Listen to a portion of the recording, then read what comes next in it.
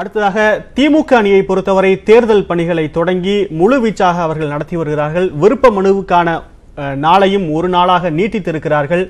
தொகுதி பங்கீடு தொடர்பான வேலையும் அவர்கள் தொடங்கிவிட்டார்கள். அது பற்றி திமுக முகாமில் என்ன நிலவுகிறது, அங்கு இருக்கக்கூடிய நமது செய்தியாளர் பாண்டியராஜனம் கேட்கலாம். பாண்டியராஜ், திமுக இந்த தொகுதி பங்கீடு தொடர்பான என்னென்ன பணிகள்லாம் அவங்க மேற்கொண்டுட்டு வர்றாங்க?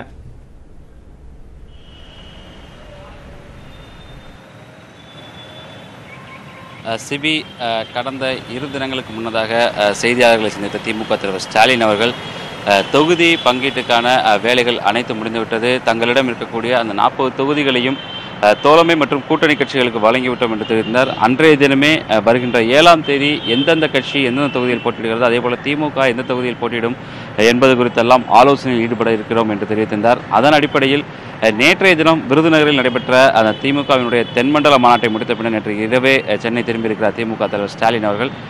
அதனைத் தொடர்ந்து இன்று பிற்பகல் அல்லது இன்று மாலை ஒரு சில கூட்டணி கட்சிகளுடன் அவர்கள் விரும்பக்கூடிய தொகுதி அதே போல திமுக தலைமை ஒதுக்கக்கூடிய தொகுதி குறித்து ஆலோசனை மேற்கொள்ளப்படுவதாக தகவல் வெளியாகிறது.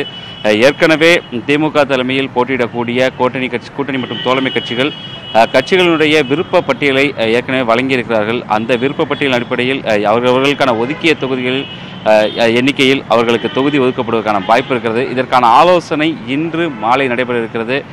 ஏற்கனவே கடந்த 10 தினங்களுக்கு முன்னதாக அறிவிக்கப்பட்டிருந்த திமுகவிற்கான அந்த விருப்ப மனு படிவம் சமர்ப்பிப்பதற்கான நாளானது இன்று மாலை 6 மணியுடன் நிறைவட இருந்தது. இந்த சூழ்நிலையில் நேற்றைய தினம் திமுகவினுடைய தென்மண்டல மாநாடு இருந்த காரணத்தினாலும், அதே சமயம் திமுகவினுடைய ஏராளமான நிர்வாகிகள் இன்னும் ஆர்வத்துடன் இருப்பதனாலும் இன்று முடிவடைய இருந்த அந்த விருப்ப மனு தாக்கலானது நாளை மாலை 5 மணி வரை நீட்டிக்கப்பட்டுள்ளது.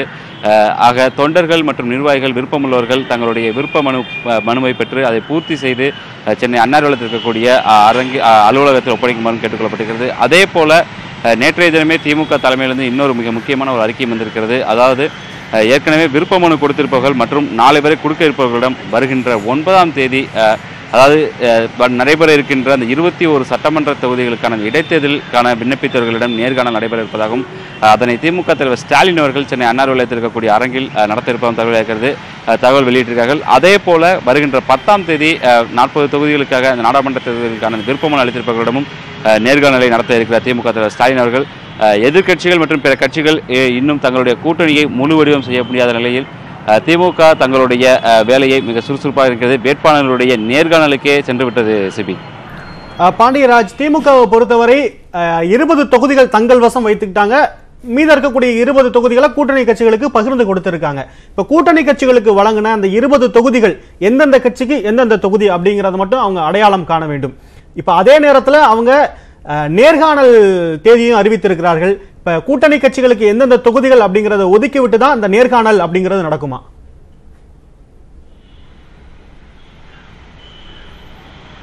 நிச்சயமாக சிபி, ஏனென்றால் இன்னும் 2 நாட்கள் திமுக கைவசம் நாளை மாலை விருப்பமனுக்கான வேலைகள் முடிந்துவிடும். அதனைத் தொடர்ந்து 9ஆம் தேதி மட்டுமே 21 சட்டமன்ற தொகுதிகளுக்காக நேர்காணல் நடைபெறுகிறது. ஏற்கனவே தொகுதி ஒப்பந்தத்தின் அடிப்படையில் பெரும்பாலான கட்சிகள், கிட்டத்தட்ட அனைத்து கட்சிகளுமே திமுகவினுடைய அந்த வரவிருக்கின்ற 21 சட்டமன்ற தொகுதி இடைத்தேர்தலிலும் திமுகவிற்கு எந்த விதமான நிபந்தனையற்ற ஆதரவு அளிப்பதாகவும், அதே சமயத்தில் திமுகவினுடைய வெற்றிக்கு பாடுபடும் என்று தெரிவித்திருக்கிறார்கள். அந்த சூழ்நிலையில் 21 சட்டமன்ற தொகுதிக்கான வேட்புமனு மட்டுமே முதல் நாளான 9ஆம் தேதி நேர்காணல் செய்யப்படுகிறது. அதற்கு முன்னதாக வருகின்ற ஞாயிற்றுக்கிழமை, அதாவது 10ஆம் தேதிக்கு முன்னதாகவே திமுகவினுடைய கூட்டணி கட்சிகளிடம் அவர்களுக்கான ஒதுக்கக்கூடிய தொகுதிகள் குறித்து அவர்களிடம் ஆலோசனை நடத்தப்படும். அதற்கு முன்னதாகவே முடிவு எட்டப்படும். அதனைத் தொடர்ந்துதான் வருகின்ற 10ஆம் தேதி நாடாளுமன்ற தொகுதிக்காக விருப்ப மனு செய்வதுடன் நேர்காணல் செய்யப்பட இருக்கிறது. ஏற்கனவே கிட்டத்தட்ட உறுதியானதுதான். ஏனென்றால் 2 கட்டமாக, ஒரு சில கட்சிகள் 3 கட்டமும் கூட திமுகவினுடைய தொகுதி பங்கீட்டு குழுவினரிடம் அவர்கள் ஆலோசனை பேச்சுவார்த்தை நடத்தியிருக்கிறார்கள். அதன் அடிப்படையில் தான் அவர்களுக்கான தொகுதி எண்ணிக்கையானது முடிவு செய்யப்பட்டது. இந்த சூழ்நிலையில் அவர்கள் ஏற்கனவே தங்களுடைய விருப்ப தொகுதிகளுடைய பட்டியலை அவர்கள் அளித்திருக்கிறார்கள். அந்த பட்டியலில் இருக்கக்கூடிய அவர்கள் விரும்பக்கூடிய அவர்களுக்கு ஒதுக்கக்கூடிய தொகுதிகள், இப்போ குறிப்பாக எடுத்துக்கொண்டோம்னால் கம்யூனிஸ்ட் 2 கட்சிகள், கம்யூனிஸ்டாக இருக்கட்டும், அவர்கள் விருப்பப்பட்ட தொகுதி ஏற்கனவே 5 தொகுதி மற்றும் மார்க்சிஸ்ட் கம்யூனிஸ்ட் கட்சி அவருடைய 6 விருப்ப தொகுதியினுடைய பட்டியல் அளித்திருக்கிறார்கள். அவர்கள் அந்த தொகுதி பங்கீட்டு பேச்சுவார்த்தையின் பொழுதே அந்த தொகுதிகள் குறித்தும் அவர்கள் விரும்பக்கூடிய அந்த மிக முக்கிய அவர்களுக்கு 2 தொகுதிகள் இருந்தால் அந்த 2 தொகுதிகளுக்கான எந்த தொகுதிகள் அது போக மீற தொகுதிகள் என்று அவர்கள் அந்த பேச்சுவார்த்தையிலேயே அவர்கள் கிட்டத்தட்ட உறுதி செய்திருப்பார்கள். ஆக அந்த இனி வரக்கூடிய அந்த தொகுதி எந்தெந்த தொகுதி என்பது பேச்சுவார்த்தையானது சுலபமாக முடியக்கூடும்.